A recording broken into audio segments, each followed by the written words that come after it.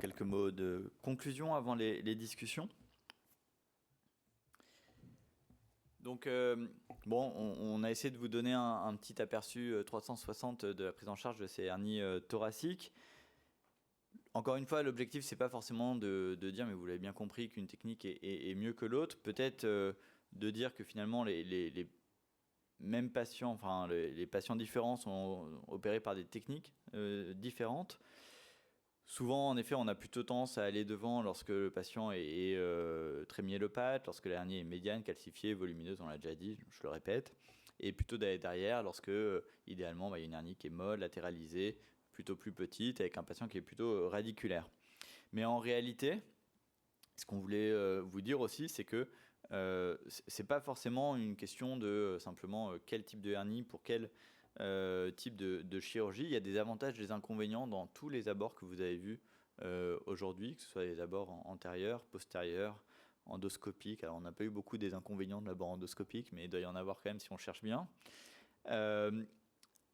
Alors souvent, en effet, ce qui est séduisant quand même avec ces abords endoscopiques qui sont un peu nouveaux et qui sont en effet probablement pas des chirurgies à faire quand on débute l'endoscopie, c'est qu'on a l'impression d'avoir un peu le meilleur des deux mondes, comme disent les endoscopistes avec leur sens du marketing.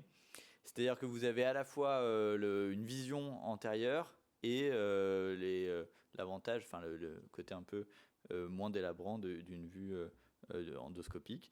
Je pense que ce qui est vraiment intéressant à retenir, c'est la partie, et c'est un débat pour les neurochirurgiens qu'on a eu avec l'hypophyse endoscopie, c'est qu'en fait vous abolissez les distances en endoscopie puisque vous amenez l'image, les instruments au plus proche de la pathologie. Et là on l'a vu dans les vidéos.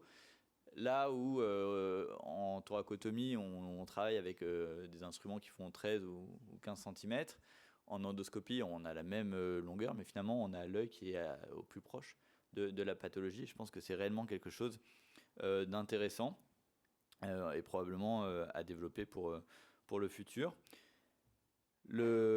Finalement, ce qu'on peut retenir de ce petit aperçu, c'est que, en tout cas moi ce que je retiens, c'est que c'est pas tellement un choix individuel, c'est-à-dire qu'il faut pas dire moi je fais ce type de chirurgie parce que je suis à l'aise ou parce que je pense que c'est mieux.